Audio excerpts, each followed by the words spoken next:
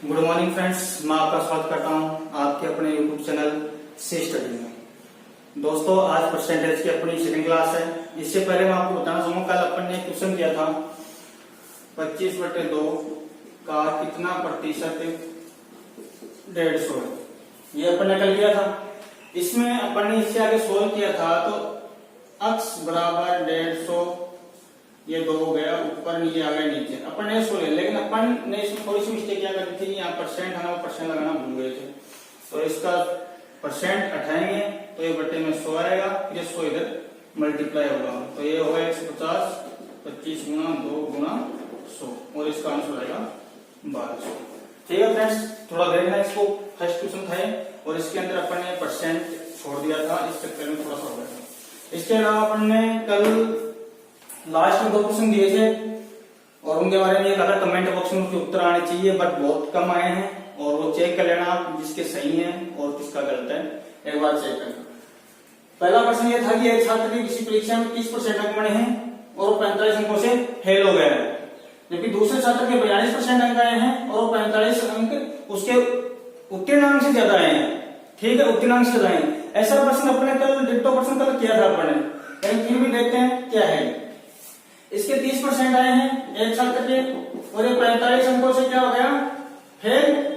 इसके अलावा दूसरे के 42% आए हैं और इसके पूर्णांक को उत्तीर्णांक से अंक क्या है, ज्यादा। कल मैंने इनका अंतर में आपको बताया था, तो इसका अंतर अपन देखें तो इसका सीधा सीधा कितना जाएगा, 12%। इसके अलावा देखें अपन अंकों का अंतर, तो एक अपन जो उत्तीर्णांक की पॉइंट है, वो जो परसेंट उत्तीर्णांक, एक तो उससे बिल्कुल नीचे आया है जो फेल हुआ 45 अंकों से, एक है उससे एक्स्ट्रा लेके आया है जिससे ज्यादा है, तो ये सीधे सीधे ऐड हो जाएंगे। तो इनका कितना हो जाएगा, 90। तो 12% और 90% एक ही बात है, क्योंकि मैंने आपको पिछली क्लास में पढ़ने अच्छी तरह समझा था कि ये बराबर कैसे है, क्योंकि ये परसेंट का डिफरेंस है जबकि अंकों का डिफरेंस है, लेकिन है एक ही चीज के डिफरेंस है, किसी अलग अलग चीजों के डिफरेंस नहीं है, वो बराबर नहीं हो सकते हैं।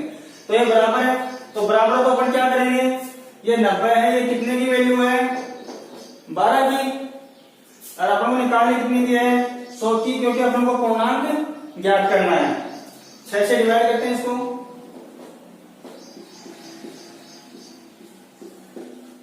तो ये आ गया 750 अंक। ये जो 750 अंक आया है ये है पूर्णांक, इसके अलावा अपन को इसके उत्तीर्णांक भी निकालने हैं, तो उत्तीर्णांक निकालने के लिए क्या करेंगे अपन को क्या दिया हुआ है, 750 दिए हुए हैं, ये जो क्या है पूर्णांक। अब अपन को उत्तीर्णांक निकालना, किसी भी एक स्टूडेंट से उत्तीर्णांक निकाल सकते हैं। जैसे अपन इससे निकालें तो इसके 750 में से कितने परसेंट बने थे, 30% बने थे। इसको सॉल्व करते हैं, 225, इसके नंबर आए थे 225, लेकिन ये 45 अंकों से फेल भी हुआ था, इसके उत्तीर्णांक से 45 नंबर कम बने थे, तो इसके उत्तीर्णांक ज्ञात करने के लिए इसमें क्या करेंगे, 45 ऐड 270। ठीक है, इसी प्रकार इससे निकाल सकते हैं, 42% निकाल दिए, जो अंक आते हैं उसमें से 45 कम कर देंगे, क्योंकि उत्तीर्णांक से इसके ज्यादा आए थे।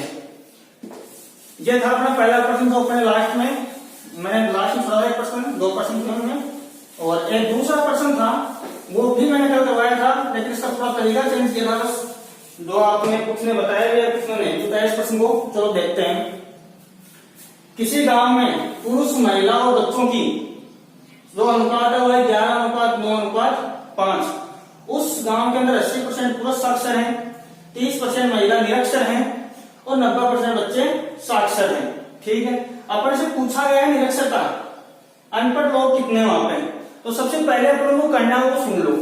सबसे पहले जो 3 डाटा अपन को दिए हुए हैं उन सब को निरक्षरता में चेंज कर लो, क्योंकि अपन को ज्ञात ही निरक्षरता करनी है। ठीक है, जैसे ज्ञात करें अपन 80% पुरुष साक्षर दिया हुआ है, तो 20% क्या बच गए, निरक्षर। 30% महिला निरक्षर है, पहले से ही 30% निरक्षर दे रखा है, ये 30%, और 90% बच्चे साक्षर और 10% बच्चे क्या हो गए, निरक्षर। ये तो आ गया इनका परसेंटेज। अब उनकी संख्या कैसे निकालें, तो संख्या निकालने में देखो, पुरुष, महिला और बच्चे हैं, उनका अनुपात है 11:9:5। ठीक है, अब देखो अनुपात है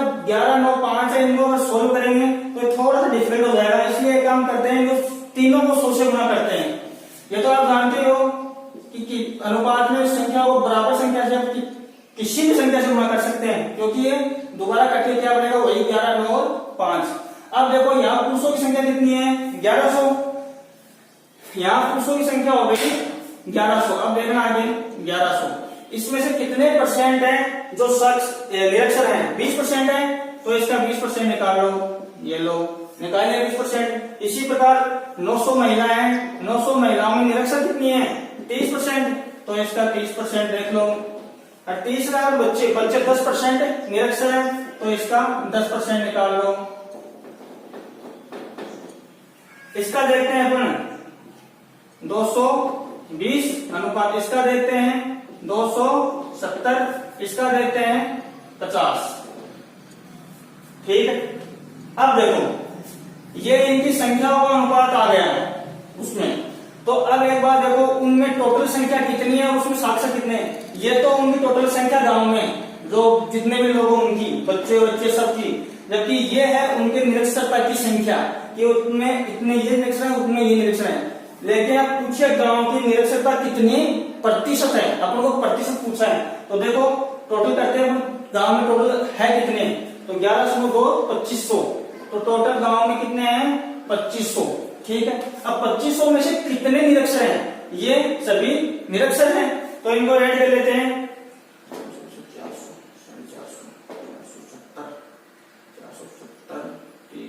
540, तो कितने निरक्षर हैं 540। ठीक है, अब अपन को क्या पूछा है, परसेंटेज, अपन को परसेंटेज पूछा है ना, तो चलो परसेंटेज क्यों देखते हैं अपन कितना है। क्या करेंगे परसेंटेज के लिए, परसेंटेज के लिए क्या करेंगे, परसेंटेज के लिए क्या करेंगे अपन 100 से गुणा करते हैं, परसेंटेज निकालो आराम से, 2 से 2 ये गए 540 डिवाइड बाई 25, 2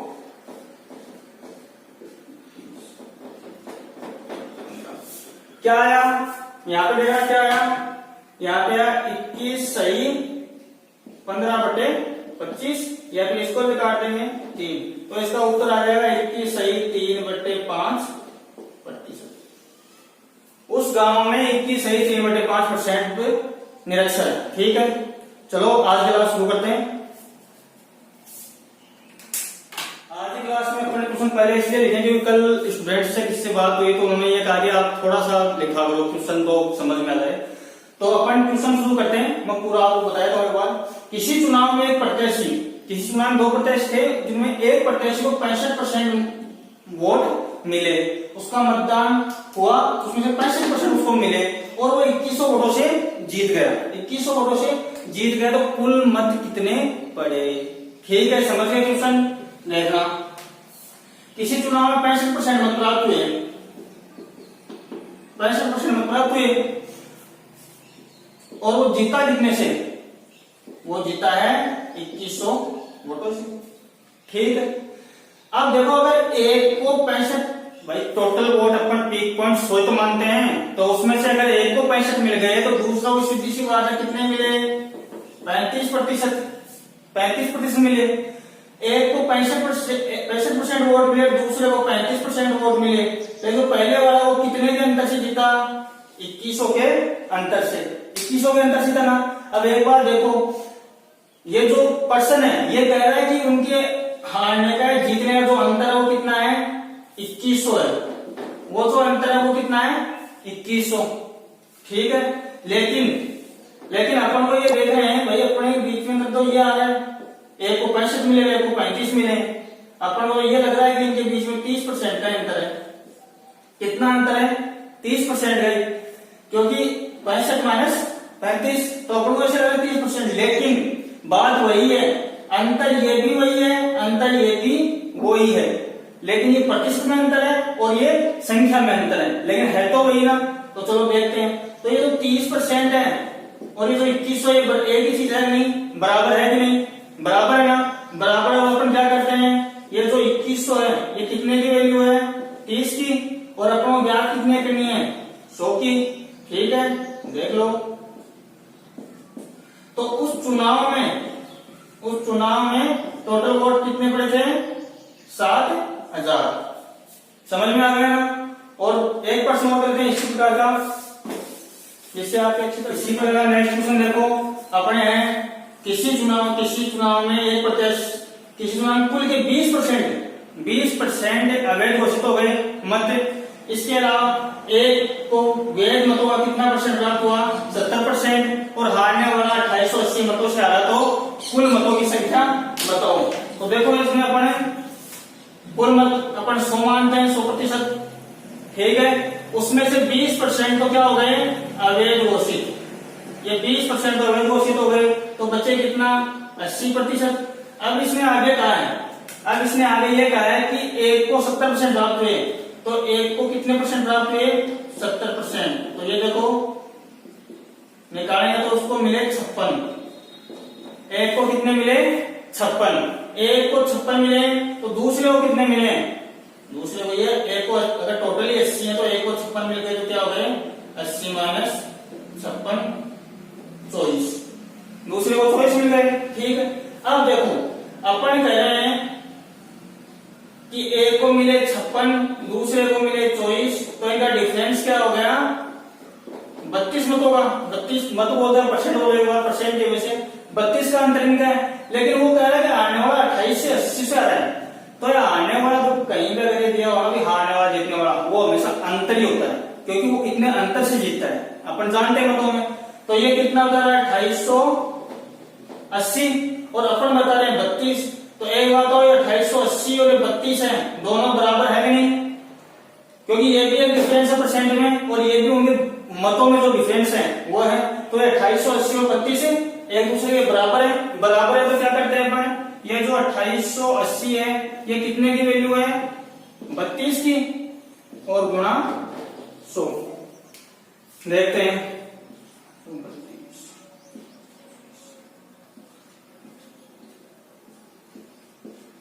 कितने आ गए, 9000। तो 9000 के आ गए कुल मत, उस चुनाव में कुल मत कितने थे, 9000। इसके अलावा एक टाइप का प्रश्न वो करते हैं अपन, एक टाइप का प्रश्न यहां दिया हुआ है, चीनी के भाव में 40% की कमी हो तो खर्चे में क्या प्रभाव पड़ेगा। अर्थात चीनी के मार्केट में चीनी 40% सस्ती हो गई, तो अब गृहिणी ना उसको कितना अधिक व्यय करें कि उसके खर्चे में कोई प्रभाव ना पड़े। ऐसे अगर दूसरा का प्रश्न आता वो आता है चीनी के भाव में 40% की वृद्धि हो गई, तो गृहिणी उसके खर्चे में कितनी कमी करे कि उसके खर्चे में कोई प्रभाव ना पड़े। अर्थात ये प्रश्न गृहिणी संबंधित है, जिसमें क्या होता है गृहिणी को फिक्स पैसे दिए गए कि इसके अंदर तेरे को इतना सामान लाना है, तो उसी हिसाब से प्रश्न है। तो चीनी के भाव में कितनी कमी हुई है और कितनी वृद्धि हुई है, उसके खर्चे में कोई प्रभाव नहीं आना चाहिए। इस टाइप के प्रश्न आपको किस हिसाब से करने हैं वो देखना। इसने कहा कि चीनी में 40% की कमी हो गई, तो कमी हो गई ना, तो 40 इसके बिल्कुल फिक्स फॉर्मूला है, बिल्कुल डायरेक्ट आंसर होता है इसमें। इसके अंदर कितनी परसेंट कमी हुई, ये यहाँ पे अपन सीधी कमी परसेंट या प्लस परसेंट, जितनी कमी है वो ये वो डायरेक्ट लिखते हैं। इसके नीचे आता है कि वो 100% होती है, उसमें से कितनी कमियां बढ़ती हुई है, तो इसमें क्या हुई है कमी, तो 100 में से 40 के कितने आएंगे 60 और इंटू 100, ठीक है। इसको सोल्व करते हैं, 200/3 तो कितना आ गया 66 सही 2/3%, 66 सही 2/3%, ठीक। एक छोटा सा प्रश्न और करते हैं अपन, जैसे कई बार प्रश्न ये आता है कि एक दुकानदार ने अपने खिलौनों की जो रेट है वो 20% कम कर दी। एक दुकानदार ने खिलौनों की रेट 20% कम कर दी। 20% कम कर दी तो एक बात जाहिर से अगर कोई चीज सस्ती होगी तो ग्राहक ज्यादा ही आएंगे ना। तो वो कह रहा है कि उसने खिलौनों की जो है वो 20% कमी कर दी, इसमें उसके रेट में, ठीक है। तो अब उसके जो कस्टमर आ रहे हैं उनमें 30% की हो गई वृद्धि, 30% की हो गई वृद्धि। तो बताओ उसको उसमें लाभ होगा या हानि होगा, कितना प्रतिशत होगा, लाभ या हानि और कितना प्रतिशत होगा, दोनों प्रश्न आते हैं इसमें। तो ऐसे प्रश्नों में डायरेक्ट अपन करते हैं, उसमें क्या है इसको 20% हानि हुई है तो करेंगे अपन 80 डायरेक्ट, 30% का यहाँ फायदा हुआ है, किसमें कस्टमर में, कस्टमर बढ़ गए तो 130 और बटे 100, ठीक है। ये आ गया 104। अब 104 का मतलब है दो चीज बताएंगे अपन। पहली चीज तो ये कि उसको क्या होगा, लाभ होगा। दूसरी बात कितना लाभ होगा, उसको होगा कितना लाभ, 4% का। ठीक है, समझ में आ गया। ऐसे एक छोटा सा प्रश्न हो रहा था इसमें, वो आता है जैसे किसी वर्त की त्रिज्या में, किसी वर्त की त्रिज्या में यदि 10% की वृद्धि कर दी जाए, 10% की वृद्धि किसमें, वर्त की त्रिज्या में, वर्त की त्रिज्या में यदि 10% की वृद्धि कर दी जाए तो बताओ उसके क्षेत्रफल में क्या प्रभाव पड़ेगा। ये बिल्कुल इसी पर बेस प्रश्न है, लेकिन थोड़ा अलग से पेश किया गया है। अब इसमें क्या, कोई वर्त है तो उसकी त्रिज्या आर होती है, मैं देखते हैं, लेकिन इसमें पूछा उसके क्षेत्रफल में क्या प्रभाव पड़ेगा। तो वर्त का क्षेत्रफल होता है वो क्या होता है, पाई आर स्क्वायर। ये तो होता है पाई आर स्क्वायर। तो इसके अंदर आर देखो स्क्वायर में 2 बार आया ना, तो अपन को कितनी वृद्धि दी गई है, 10% की। तो अपन करेंगे 110 इंटू 110 बटे 100, कितना 121। यह जाहिर सी बात है कि बढ़ेगा, क्योंकि त्रिज्या बढ़ाई, क्षेत्रफल तो बढ़ना ही बढ़ना है, लेकिन बढ़ेगा कितना, वो बढ़ेगा 21%, क्योंकि यहाँ 121 आई है, मैंने आपको समझाता हूं। ठीक है दोस्तों, आपको अगर आज की क्लास समझ में आए तो बहुत अच्छी बात है। अगर इसमें कोई भी प्रश्न आपके समझ में नहीं आ रहा है तो आप कमेंट बॉक्स में क्वेश्चन नंबर डाल दें, मैं उसको कल की क्लास में दोबारा उसी प्रकार का प्रश्न, बिल्कुल वो तो नहीं बताएंगे, बिल्कुल उसी प्रकार का प्रश्न दोबारा समझा दिया जाएगा आपको। और आप ज्यादा कमेंट करना। अभी लास्ट में 2 क्वेश्चन आने वाले हैं, और मेरी ये रिक्वेस्ट है कि जो मैं पढ़ा रहा हूँ उसी के अंदर से क्वेश्चन आ रहे हैं, दोनों क्वेश्चन। तो आप अधिक से अधिक और जल्दी कमेंट करें। अपना अगला वीडियो कल सुबह फिर 9 बजे आएगा। प्रत्येक दिन सुबह 9 से 10 के बीच अपना वीडियो आएगा हमेशा, तो देखते रहिए। Thank you.